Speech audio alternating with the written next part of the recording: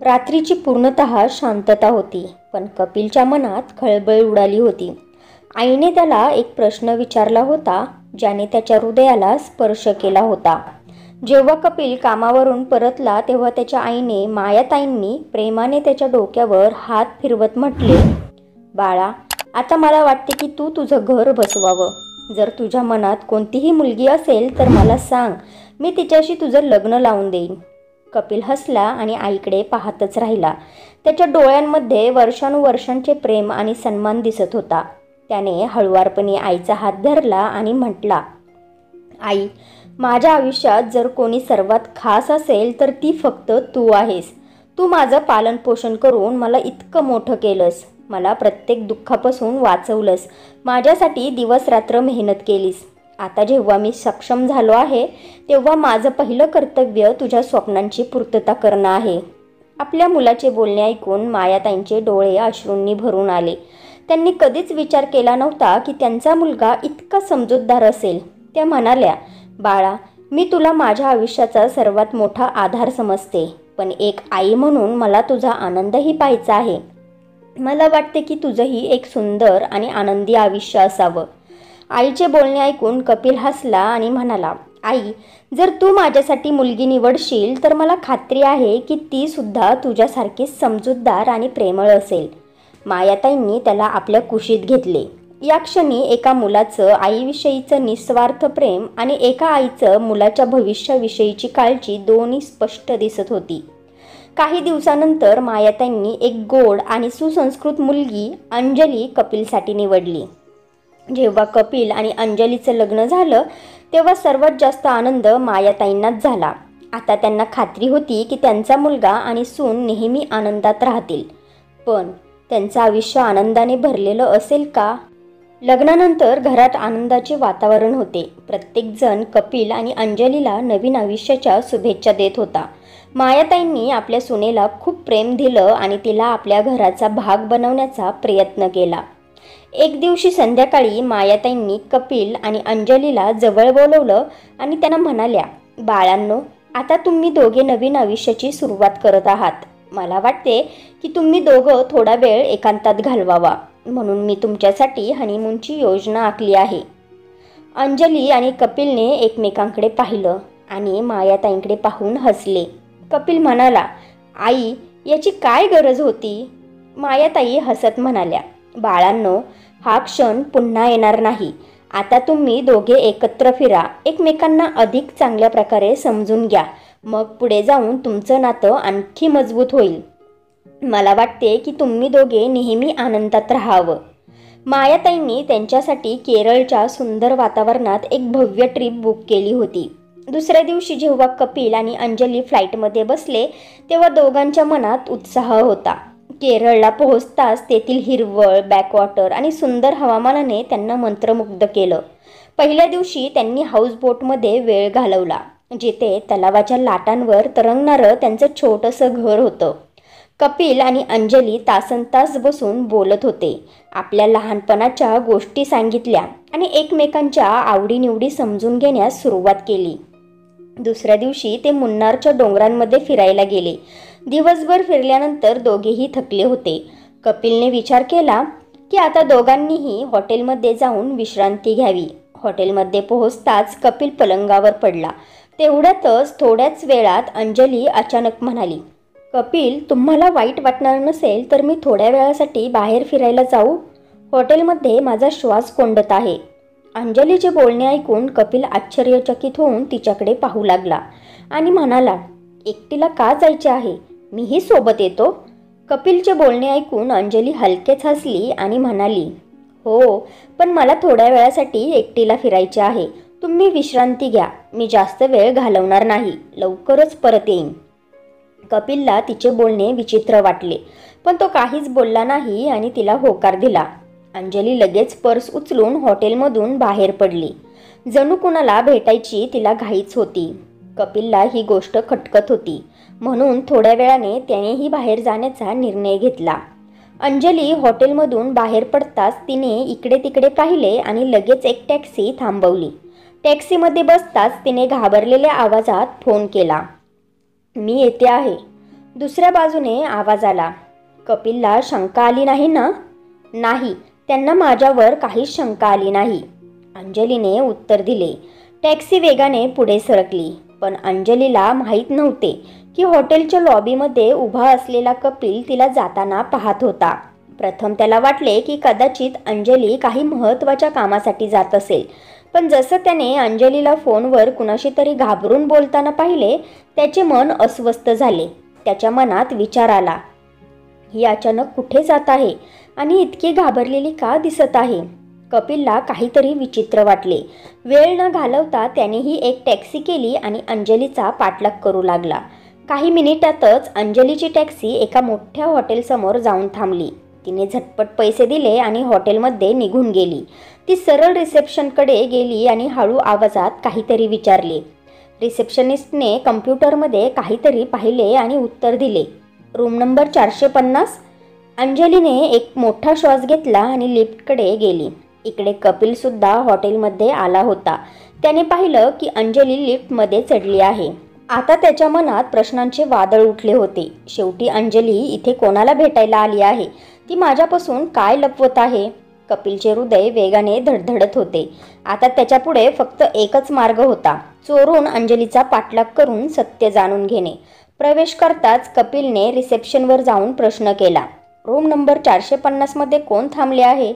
रिसेप्शनिस्टने प्रथम संशयाने पाहिले आणि मग म्हणाली, सर, हा गेस्टच्या प्रायव्हसीचा प्रश्न आहे. आम्ही ही माहिती तुम्हाला सांगू शकत नाही. कपिल खोटं बोलत म्हणाला, मी पोलिसात आहे. एका महत्त्वाच्या तपासणीसाठी इथे आलो आहे. जर तुम्ही सहकार्य केलं नाही तर आम्हाला कारवाई करावी लागेल. हे ऐकून रिसेप्शनिस्ट थोडी घाबरली आणि हळुवारपणे म्हणाली, सर, तिथे मिस्टर अशोक थांबले आहेत आणि काही वेळापूर्वीच एक महिला पाहुणी त्यांच्याशी भेटायला गेली आहे. त्या रिसेप्शनिस्टने बोलणे ऐकून कपिलला जणू धक्काच बसला. अशोक कोण आहे आणि अंजली त्याला भेटायला का आली आहे? आता कपिलचे पाय आपोआप रूम नंबर 450 कडे जाऊ लागले. त्याला माहिती करून घ्यायचे होते की शेवटी त्याच्या पत्नीच्या आयुष्यात असे कोणते रहस्य लपले आहे. त्याचं हृदय जोरजोरात धडधडत होतं. त्याच्या मनात प्रश्नांचं वादळ उठलं होतं. शेवटी अंजली इथे कोणाला भेटायला आली आहे? ती माझ्यापासून काहीतरी लपवत आहे का? तो रूमच्या दारापर्यंत पोहोचला, पण आत जाण्यापूर्वी त्याचे पाऊल पुन्हा थांबले. कपिलने विचार केला, जर हा फक्त एक गैरसमज असला तर? मी काहीच विचार न करता निर्णय घेतला आणि मला नंतर कळाले की मी चुकीचा होतो तर?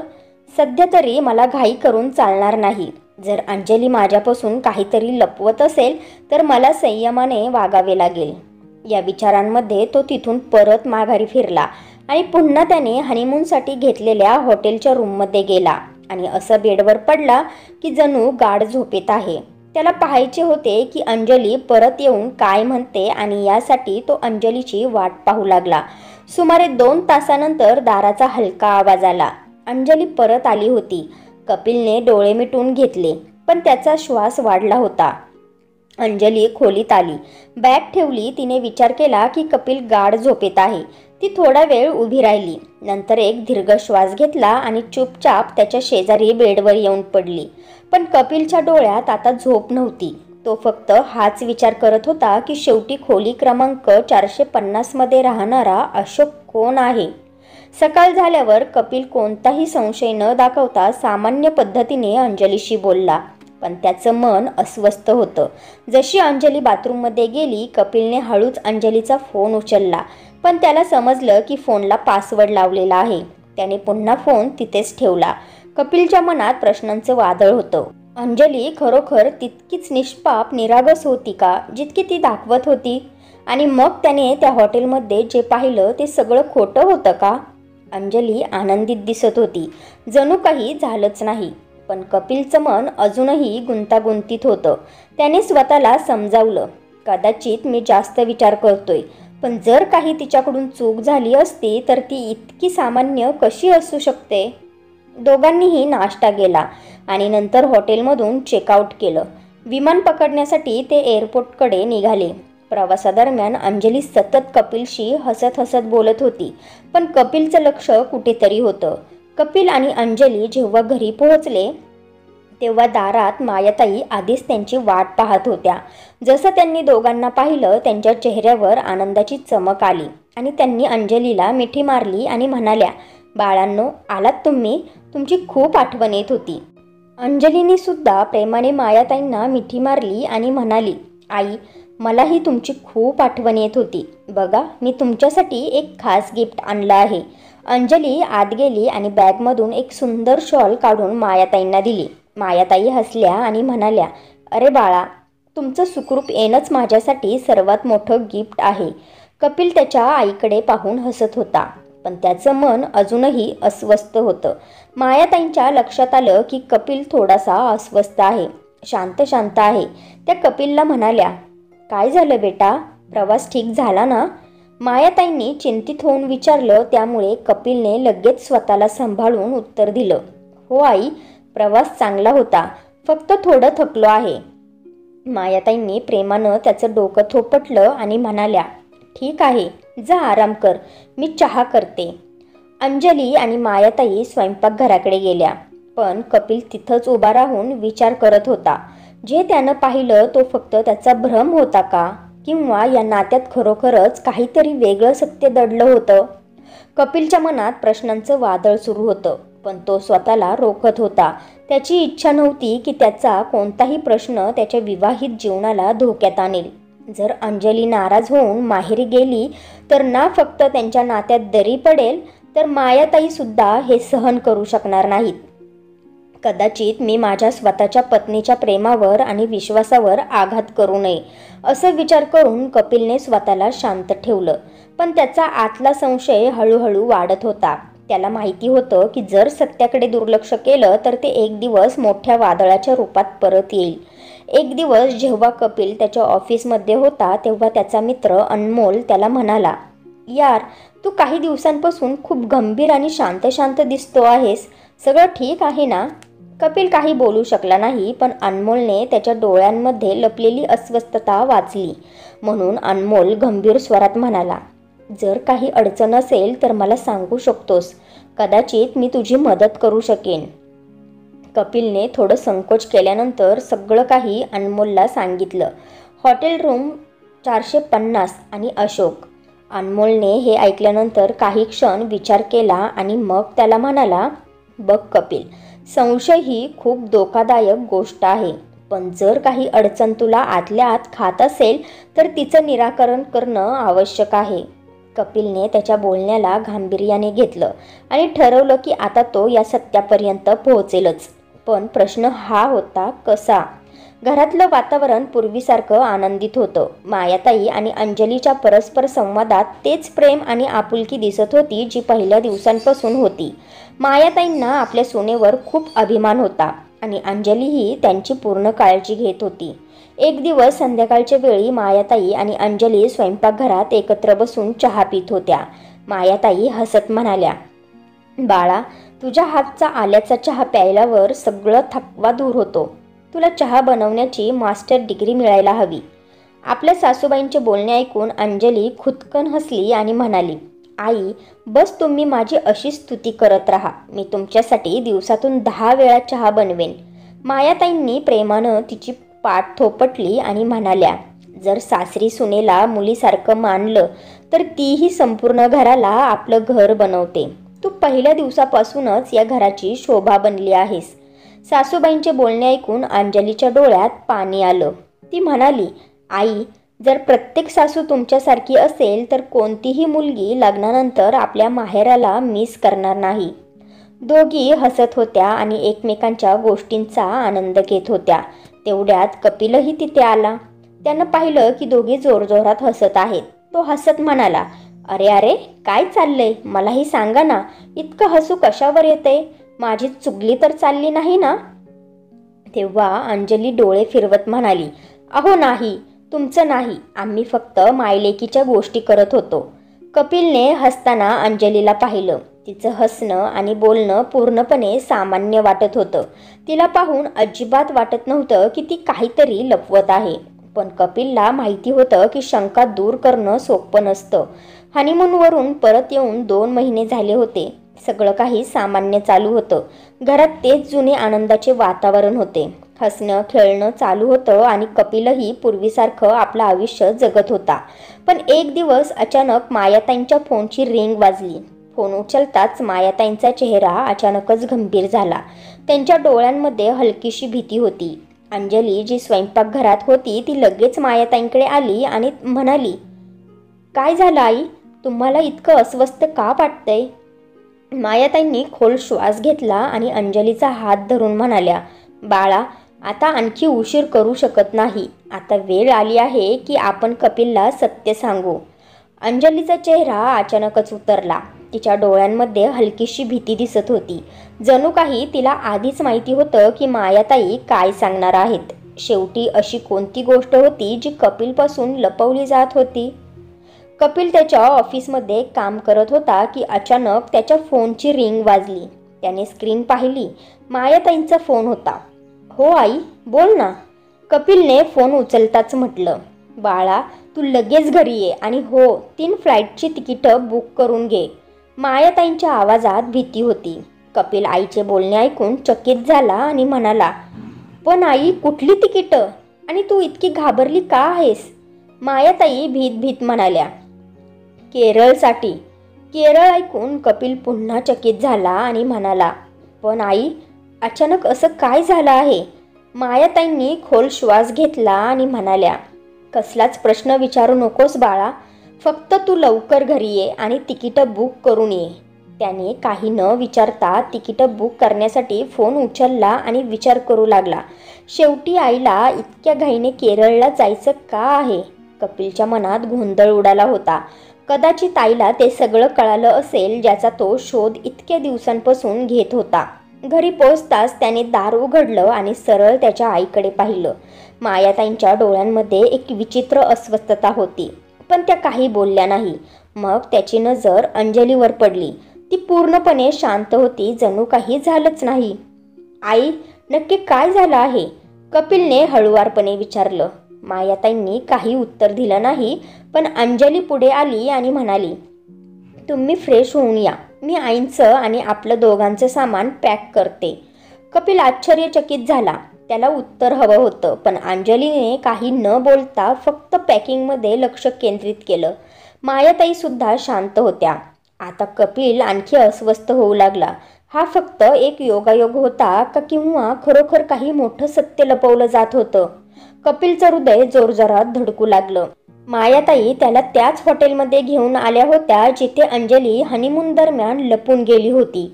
आई, सांग ना ग, आपण इथे का आलो आहोत? कपिलने घाबरत घाबरत विचारलं.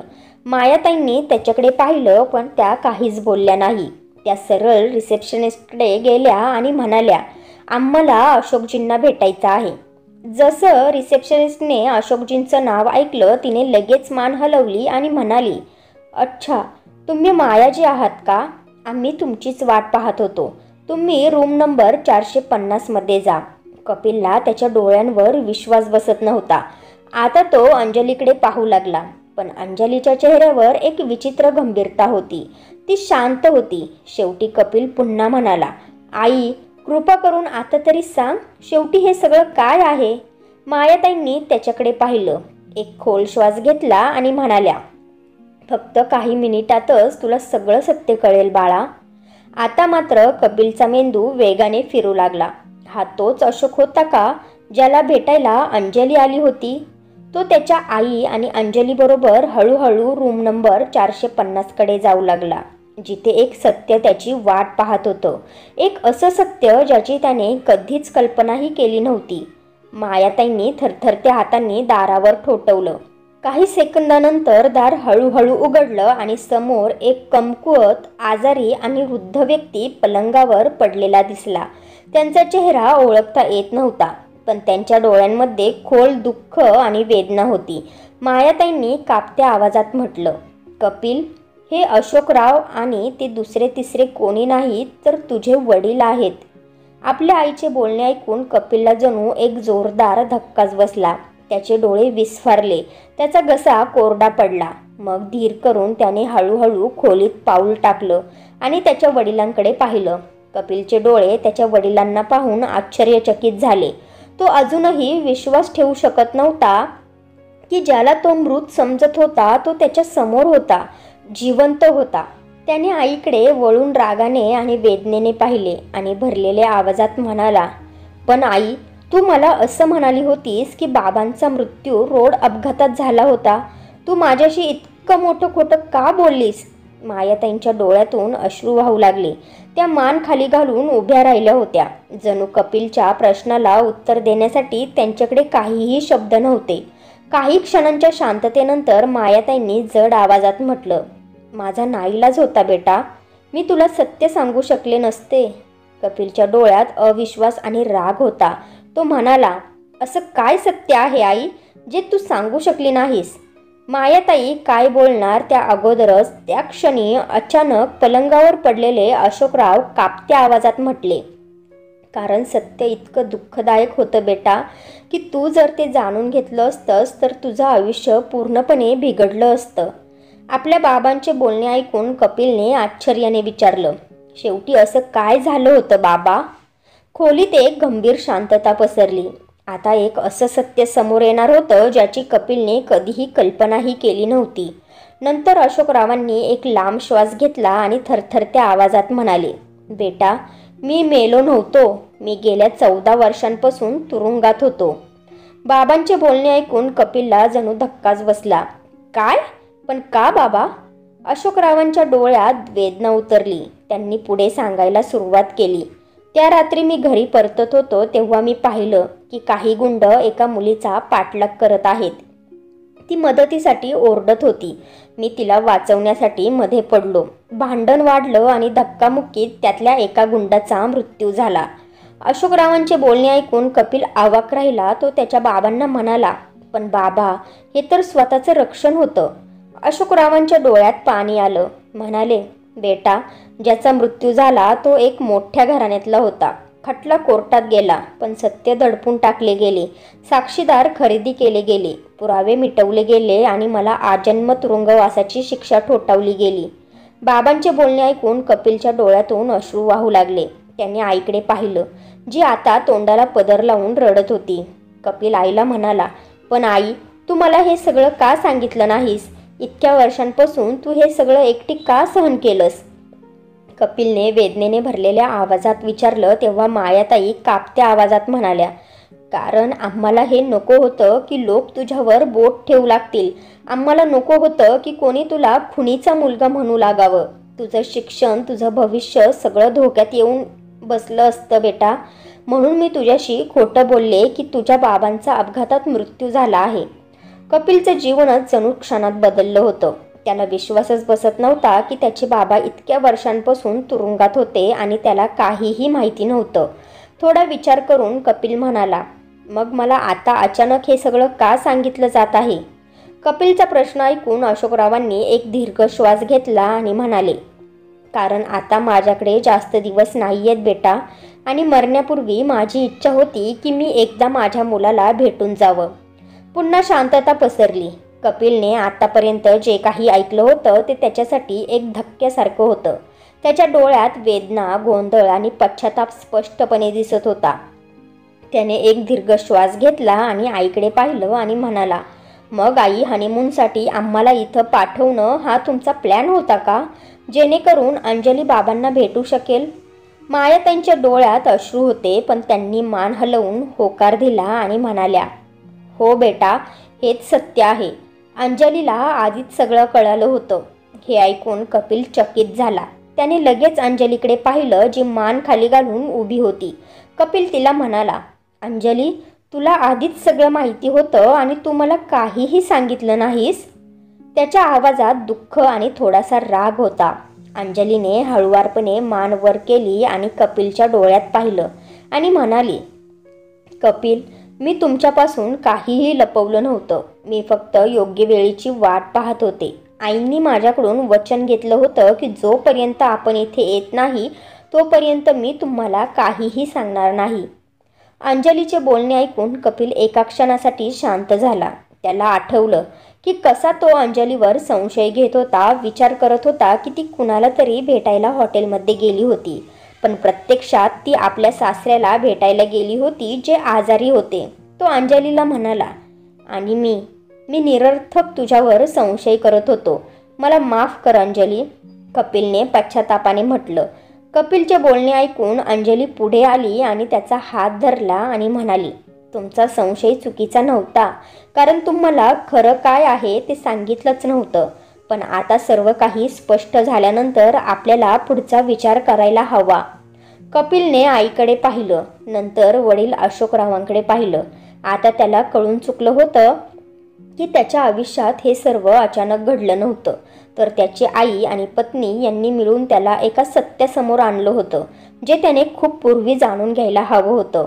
मायाताईंनी अश्रू पुसत म्हटलं, बाळा, आता तुझ्या वडिलांना न्याय द्यायची गरज नाही, तर त्यांची काळजी घ्यायची गरज आहे. त्यांची तब्येत खूप खराब आहे. मला वाटतं की तू तुझ्या वडिलांना मुंबईला नेऊन त्यांचा चांगला उपचार करून घ्यावा. कपिलने वडिलांकडे पाहिलं. त्यांची कमकुवत अवस्था पाहून त्याचं हृदय भरून आलं. इतक्या वर्षांपासून तो वडिलांना मृत समजत होता आणि आता जेव्हा ते त्याच्या समोर होते तेव्हा ते इतके कमकुवत आणि आजारी होते की नीट बोलूही शकत नव्हते. बाबांना या अवस्थेत पाहून मला स्वतःची लाज वाटते, कपिल हळूवार आवाजात म्हटला. मग पुन्हा म्हणाला, बरोबर बोललीस आई, मी त्यांना इथे अशा स्थितीत सोडू शकत नाही. आपण त्यांना आपल्याबरोबर मुंबईला घेऊन जाऊ. मायाताईंच्या डोळ्यात आनंदाचे अश्रू होते. अंजलीने कपिलच्या हातावर आपला हात ठेवला आणि हसत म्हणाली, आपण सर्वजण मिळून बाबांची चांगली काळजी घेऊ. कपिलने लगेच डॉक्टरांशी बोलून बाबांना मुंबईला नेण्याची व्यवस्था केली. आता तो वडिलांना गमावू इच्छित नव्हता. त्याने हॉटेलमधूनच फ्लाईटच्या 4 तिकिटांची व्यवस्था केली. खोलीत एक विचित्र शांतता होती. इतक्या वर्षानंतर एक तुटलेलं कुटुंब पुन्हा एकत्र येत होतं. कपिल आता बाबांना घरी घेऊन जाऊन त्यांची सर्व प्रकारे काळजी घ्यायचा विचार करत होता. मुंबईला परतल्यानंतर कपिलने बाबांना लगेच हॉस्पिटलमध्ये दाखल केलं. डॉक्टरांनी सांगितलं की त्यांचा उपचार दीर्घकाळ चालणार आहे, पण योग्य काळजी घेतल्यास ते काही महिन्यातच बरे होऊ शकतात. घरी पोहोचल्यानंतर जेव्हा सर्व काही थोडं सामान्य झालं तेव्हा एका रात्री कपिल अंजलीचा हात धरून म्हणाला, अंजली, मला तुझी माफी मागायची आहे. मी तुझ्यावर संशय घेतला, तुझ्याशी निरर्थक अंतर निर्माण केलं. तू माझ्या आयुष्यातील सर्वात मोठं सत्य माझ्यापासून लपूनही माझ्या भल्यासाठीच विचार केलास. अंजलीने प्रेमाने त्याच्याकडे पाहिलं आणि हसत म्हणाली, माफी कशाची कपिल? मी स्वतःला खूप भाग्यवान समजते की मला तुमच्यासारखा समजूतदार आणि चांगला नवरा मिळाला. जर कोणी दुसरा असता तर कदाचित हे सत्य कळाल्यानंतर काय झाले असते माहिती नाही. कपिलचे डोळे भरून आले. तो भरल्या आवाजात तिला म्हणाला, तू माझ्या वडिलांना स्वीकारलंस, आईची साथ दिलीस आणि माझ्याकडे कधीही तक्रार केली नाहीस.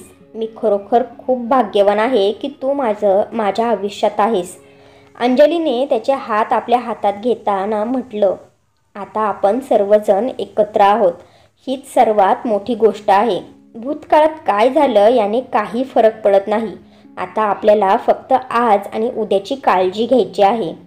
मायाताई दारात उभ्या होत्या आणि हे सर्व ऐकत होत्या. त्यांच्या डोळ्यात आनंदाचे अश्रू होते. त्यांनी पुढे जाऊन दोघांना मिठी मारली आणि म्हणाल्या, खरं प्रेम आणि मजबूत नातं यालाच म्हणतात. आता आपल्या कुटुंबातील प्रत्येक जखम भरून निघेल, कारण आपण सर्वजण एकत्र आहोत. घरात पहिल्यांदाच एक सुखद शांतता होती. आता कोणतेही रहस्य नव्हते, कोणतेही लपलेले सत्य नव्हते. फक्त एक नवीन सुरुवात होती, जे प्रेम आणि विश्वासाने भरलेले होते. कपिलने वडील अशोकरावांच्या काळजीत काहीही कमी ठेवली नाही. तो रोज त्यांच्याजवळ बसत असे, त्यांच्यासाठी औषधं आणत असे, डॉक्टरांशी सल्लामसलत करत असे आणि त्यांच्या प्रत्येक गरजेची काळजी घेत असे. अंजली आणि मायाताईही त्यांच्या सेवेत लागलेल्या होत्या. हळूहळू अशोकरावांची तब्येत सुधारू लागली. काही महिन्यानंतर डॉक्टरांनी सांगितलं की आता त्यांना हॉस्पिटलमध्ये राहण्याची गरज नाही. हे ऐकून संपूर्ण कुटुंबाने सुटकेचा श्वास घेतला. ज्या दिवशी अशोकराव घरी परतले त्या दिवशी घरात आनंदाचं वातावरण होतं. मायाताईंनी पूजा केली आणि अंजलीने स्वतःच्या हाताने स्वादिष्ट जेवण बनवलं. अशोकराव घरात पाऊल ठेवताच भावूक होऊन म्हणाले, मी कधीच विचार केला नव्हता की एक दिवस मी माझ्या कुटुंबाबरोबर असं पुन्हा एकत्र राहू शकेन. तेव्हा कपिल हसत म्हणाला, आता तुम्ही कुठेही जाणार नाही बाबा. आपण सर्वजण एकत्र आहोत आणि नेहमी एकत्र राहू. अंजलीसुद्धा प्रेमाने म्हणाली, आपलं कुटुंब आता पूर्ण झालं आहे. घरात पहिल्यांदाच सर्वांच्या चेहऱ्यांवर खरा आनंद होता. आता कोणतेही रहस्य नव्हते, कोणतेही लपलेले सत्य नव्हते. फक्त एक नवीन आयुष्याची सुरुवात होती, जिथे प्रत्येकजण एकमेकांच्या सोबत होता. मित्र आणि मैत्रिणींनो, नात्यांची सर्वात मोठी ताकद म्हणजे विश्वास आणि समर्पण. कधीकधी परिस्थिती अशा वळणावर आणते की सत्य लपवणं चांगलं वाटतं, पण जेव्हा ते सत्य समोर येतं तेव्हा ते नात्यांना आणखी मजबूत करतं. कुटुंब म्हणजे तेच जो प्रत्येक सुखदुःखात एकमेकांची साथ देतो. खरं प्रेम म्हणजे तेच जे गैरसमज दूर करून नवीन सुरुवातीचा मार्ग मोकळा करतं. आयुष्यात नाती सर्वात मौल्यवान असतात आणि खरा आनंद म्हणजे तो जेव्हा आपण आपल्या कुटुंबाबरोबर असतो. हो ना? तुमचे मत मला कमेंट्स करून नक्की सांगा. तर फ्रेंड्स, तुम्हाला ही स्टोरी आवडली असेल तर व्हिडिओला लाईक करा आणि आपल्या नात्यांचा स्पर्श या चॅनेलला सबस्क्राईब करा आणि बेल आयकॉनवर क्लिक करून ऑलवर सेट करा, म्हणजे पुढची व्हिडिओ तुम्हाला लगेच मिळेल. धन्यवाद.